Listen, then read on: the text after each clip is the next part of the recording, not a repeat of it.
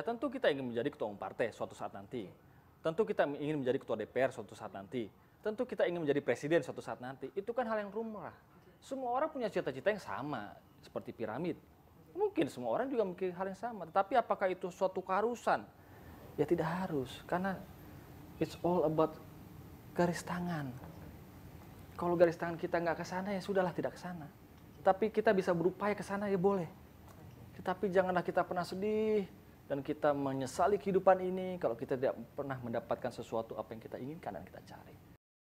Politisi muda satu ini jarang tampil di depan publik, namun akhirnya mau meluangkan waktu untuk belak-belakan menjawab bagaimana strategi partainya menggait suara generasi milenials dan bagaimana juga politisi muda ini menjawab stigma ia menjadi anak emas dan juga putra mahkota di Partai Demokrat dan menyandang nama Yudhoyono di belakang namanya. Kita sudah bersama dengan Ketua Komisi Pemenangan Pemilu dari Partai Demokrat sekaligus Ketua Fraksi Demokrat Edi Baskoro Yudhoyono. Terima kasih sekali Mas Ibas atas waktunya. Iya. Selamat datang. Terima kasih sudah mau meluangkan waktu dan ini momen langka sekali. Kita santai aja Mas, karena kita pengen menunjukkan ke generasi milenials bahwa politik is fun. Of course. Oke. Mas, ini Mas Ibas kan banyak sekali ya jabatan yang diemban seperti Ketua Komisi Pemenangan Pemilu, kemudian Ketua Fraksi Demokrat. Gimana cara bagi waktunya? Mau maju caleg lagi dari Dapil Jawa Timur 7? Iya, tentunya saya bersyukur ya atas penugasan dan amanah partai terhadap kami, kader Partai Demokrat, saya sendiri Edi Baskoro Yudhoyono yang sudah berjuang cukup signifikan dari tahun mungkin sebelum 2009 hingga hari ini 2018 dan diberikan tentunya kepercayaan sebagai ketua fraksi dan juga ketua KPP Partai Demokrat. Tentu itu bukan hal yang mudah. Tetapi juga bukan berarti tidak bisa dilakukan dari waktu ke waktu. Saya hanya bisa bagi waktu, apakah itu yang berkaitan dengan fraksi, yang berkaitan dengan partai, dan juga yang berkaitan dengan konstituen yang ada di dapil saya sendiri. Bagaimana kita juga bisa membuat pekerjaan-pekerjaan itu semakin mudah dengan menggunakan sistem-sistem yang sudah kami siapkan selama ini.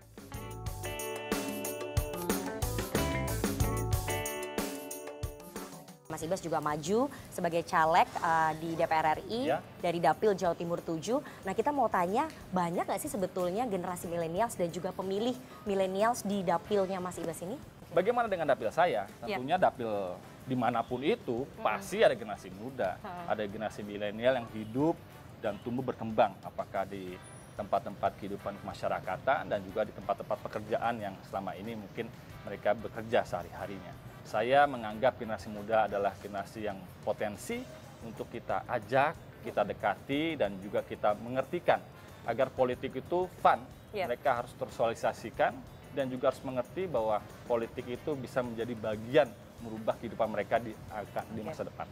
Tapi ada program khusus nggak sih Mas sebetulnya yang diluncurkan oleh Mas Ibas dan juga tim kepada para pemilih generasi milenial di dapilnya Mas Ibas? Tentunya kita juga terus menyiapkan strategi-strategi, cara-cara pola dan kampanye yang menarik, yang sesuai dengan kebutuhan mereka. Apakah melalui kegiatan-kegiatan kemasyarakatan, kepemudaan, apakah yang berkaitan dengan tentunya sosial media dan kecanggihan-canggihan teknologi yang berkaitan dengan internet dan seterusnya. Tentu Partai Demokrat mengajak kepada generasi milenial untuk tidak sungkan-sungkan datang ke Partai Demokrat, menjadi bagian membesarkan dan berjuang bersama-sama untuk masa depan pemuda yang lebih berkualitas, masa depan bangsa kita yang lebih maju, lebih sejahtera dan lebih demokratis. Nah ini Mas, ngomong-ngomong soal sosial media, generasi milenials itu kan sekarang ini gandrung sekali dengan media sosial. Dan kalau kita lihat belakangan ini, banyak sekali politisi yang tiba-tiba nge-vlog, kemudian pakai jaket bomber, kemudian pakai sneakers, terus kemudian punya Instagram yang sebelumnya nggak pernah punya Instagram. Nah menurut Anda apakah politisi sekarang ini harus bergaya seperti anak generasi milenials untuk bisa menggait suara pemilih milenials itu Mas? Ya itu betul sekali Nana. Artinya politisi tidak hanya politisi milenial atau politisi generasi muda, harus menggunakan teknik-teknik, cara-cara yang terbarukan, yang ada di hadapan kita.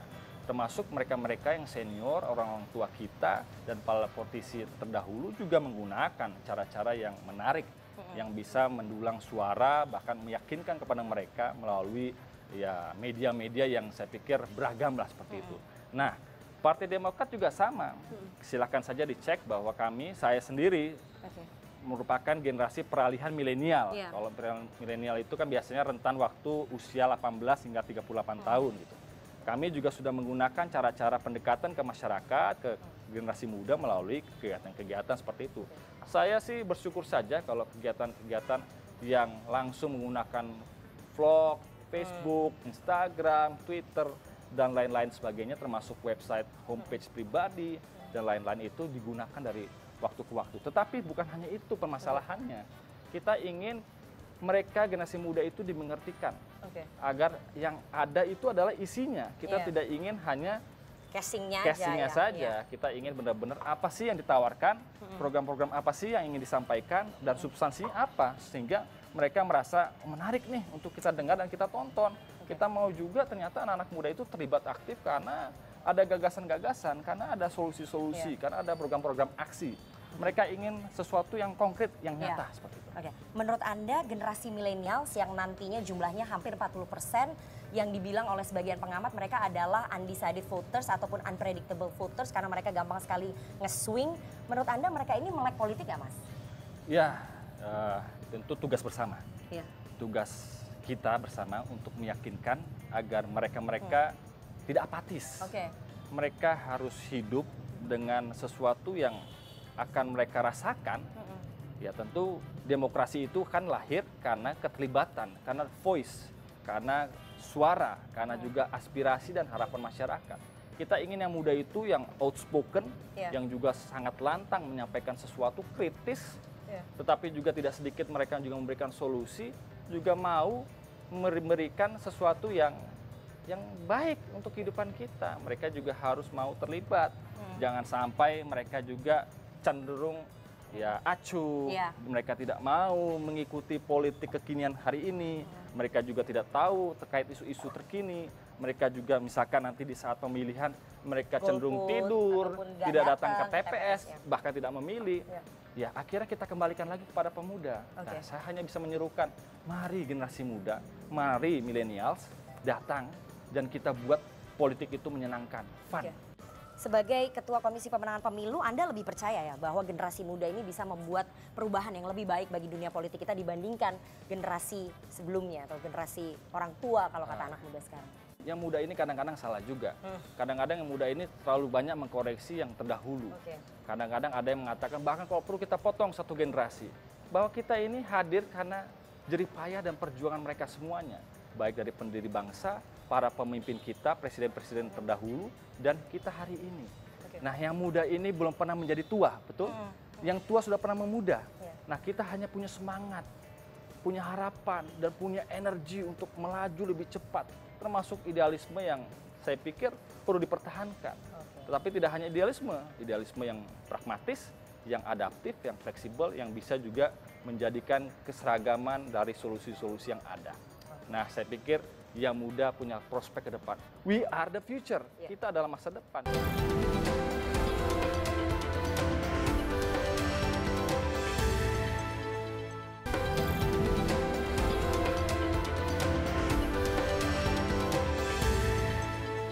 Apakah saya merupakan politisi yang seperti dikarbit begitu? Kalau Mbak Nana tahu ya bagaimana saya di Demokrat juga mengikuti seluruh jenjang. Saya dilatih beberapa minggu, ikut pelatihan 1, pelatihan 2, pelatihan 3. Saya pun tidak langsung ujuk-ujuk menjadi ketua KPP, tidak juga ujuk-ujuk menjadi sekjen ketika itu. Mas Ibas bicara soal regenerasi kepemimpinan, seperti kita tahu kan partai-partai besar dan juga partai-partai yang lain di Indonesia itu banyak dipimpin oleh orang-orang tua dalam tanda kutip. Seperti di PDIP ada Bu Mega, kemudian di Partai Demokrat ada Pak SBY, kemudian di Gerindra ada Pak Prabowo. Menurut Anda sudah saatnya nggak sih bahwa anak muda ataupun generasi muda ini memimpin partai dan juga memimpin negara ini? Aduh, susah juga pertanyaan ini. Tapi saya pikir gini ya Mbak Nana ya, regenerasi itu suatu keniscayaan. Dimanapun kita, pasti kita harus memikirkan bagaimana regenerasi ke depan. Termasuk negara. Negara ini kan juga harus berkesinambungan, seperti yang saya sampaikan. Harus ada regenerasi dari satu pemimpin ke pemimpin lain. Nah sama juga dengan partai politik, saya yakin sekali regenerasi itu akan terus mengalir dari waktu ke waktu, sampai dengan pada saatnya nanti. Kita tidak bisa melupakan peran serta para senior, para founding fathers dalam hal ini partai politik di Demokrat, tapi kita juga terus harus mau belajar, berguru. Yang muda-muda ini juga harus banyak melakukan aktivitas yang kira-kira bisa membangun partainya dan juga meyakinkan kepada publik bahwa regenerasi sudah siap pada saatnya nanti untuk dilanjutkan tongkat-tongkat estafet kepemimpinan di partai politik. Anda siap jika suatu saat memimpin partai? Ini pertanyaan lagi nih ya. Tempatnya santai, Iya. tapi pertanyaan tidak santai. Politik is fun. Kesiapan itu tergantung kita. Oke. Apakah kita siap? Siap itu bukan hanya sekedar emosi siap atau hasrat yang siap, tetapi secara keseluruhan. Apakah kita juga sudah tepat ketika memimpin partai politik? Apakah kita juga sudah saatnya nanti akan memimpin partai politik? Tinggal waktu yang akan ya kita lihat saja nanti. Saya tidak bisa menjawab iya atau tidak, tinggal kita melihat. Bagi saya ini hidup ini seperti perjuangan. Hidup ini sebuah proses. Proses itu harus kita lalui dari masa ke masa. Yang penting do our best. Punya ambisi nggak Mas jadi ketua umum Partai Demokrat ke depan? Yang jelas gini, saya hanya ingin menyerukan kepada siapapun, termasuk generasi muda. We have to think big, we have to start small, we have to move fast. Dan kita harus yakinkan semua perhelatan waktu ke waktu itu dapat kita penuhi dari masa ke masa. Siap tidak siap, mau tidak mau, ya biarkan nanti proses demokrasi yang menentukan. Saya ini juga menjadi bagian yang mengikuti proses demokrasi. Saya tidak terpilih dalam proses yang lepas dari demokrasi. Kami pun terpilih sebagai anggota DPR RI dari rakyat, karena suara itu datang dari rakyat. Di partai politik saya pikir demikian, apalagi Partai Demokrat. Biarkan nanti ya para pemangku hajat pada saatnya nanti yang akan menentukan siapa yang tepat. Tapi kita akan terbuka dan kita memberikan kesempatan yang sama pada siapapun, termasuk mereka-mereka yang mungkin kira-kira juga memiliki peluang. Sebetulnya banyak yang bertanya ya, apa sih modal seorang Edi Baskoro itu bisa jadi ketua komisi pemenangan pemilu di Partai Demokrat, bisa jadi ketua fraksi di Partai Demokrat, banyak loh yang bertanya. Begini, pasti muda itu akan dicap mereka tidak berpengalaman. Yang muda itu dipikir mereka tidak punya gagasan, tidak punya strategi, tidak punya cara untuk menjalankan segala sesuatu yang ada di depan mereka. Tapi bagi saya, janganlah jawab kesangsian itu dengan kata-kata. Jawablah segala kesangsian itu dengan kerja dan karya yang nyata. Yang muda itu ya harus bisa menunjukkan, membuktikan bahwa dimanapun kita ditugaskan, apakah itu sebagai ketua fraksi, kita benar-benar bisa mengawal kebijakan-kebijakan partai. Dalam kondisi yang sangat penting, prioritas kita juga harus kita kedepankan untuk tujuan besar partai. Di Komisi Pemenang Pemilu pun demikian. Kita juga harus bisa berkolaborasi, bersinergi bersama-sama dengan seluruh kader, tidak hanya di pusat, di daerah dan di kabupaten kota, termasuk para anggota legislatif, untuk berjuang bersama. Ini adalah kegiatan yang bergotong royong, yang secara kesinambungan dilakukan serentak. Tidak hanya keberhasilan itu datang untuk saya sebagai ketua KPP. Kalaupun kalah, belum tentu ketua KPP juga harus disalahkan 100%. Tapi berhasil juga demikian. Oke, jadi nggak baper ya kalau misalnya ada orang yang nyinyir, oh Mas Ibas ini nggak punya modal untuk jadi ketua komisi pemenangan pemilu ataupun jadi ketua fraksi. Jadi kan politisi sekarang nggak boleh baperan ya. Silakan Mbak Nana melihat track record saya. Apakah saya merupakan politisi yang seperti dikarbit begitu? Kalau Mbak Nana tak tahu ya bagaimana saya di Demokrat juga mengikuti seluruh jenjang. Saya dilatih beberapa minggu, ikut pelatihan 1, pelatihan 2, pelatihan 3. Saya pun tidak langsung ujuk-ujuk menjadi ketua KPP, tidak juga ujuk-ujuk menjadi sekjen ketika itu. Saya pun ikut berproses dari ketua steering committee, dari ketua OC, dari korwil, dari keanggotaan biasa saja pun saya lakukan.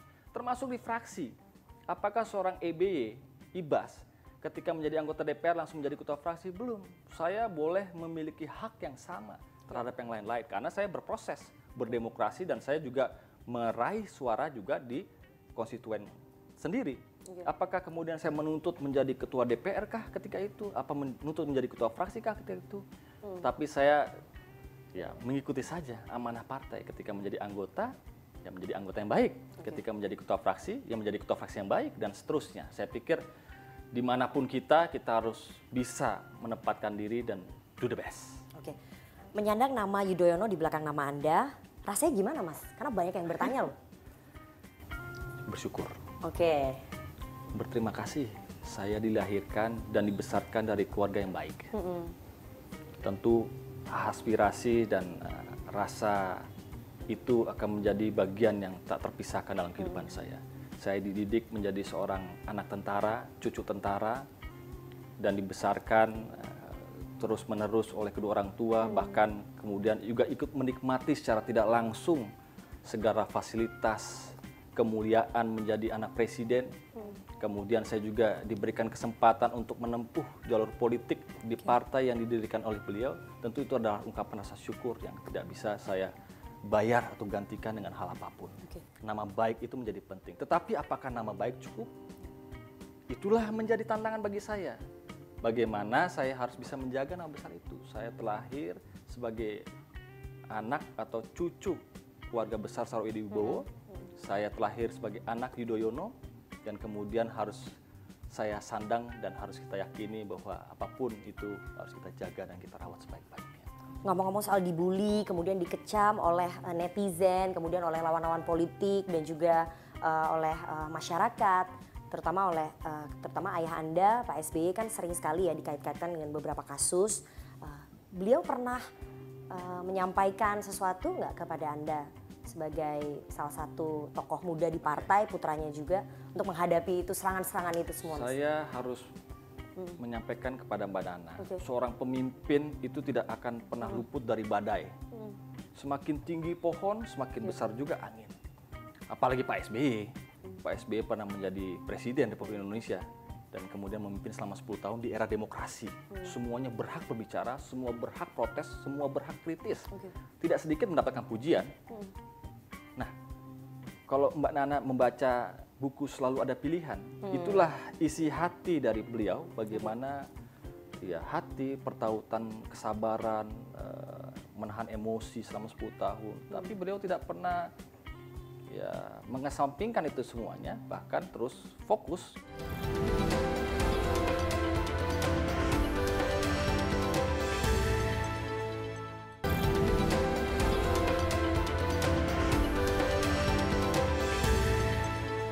Saya tidak pernah merasa menjadi anak emas.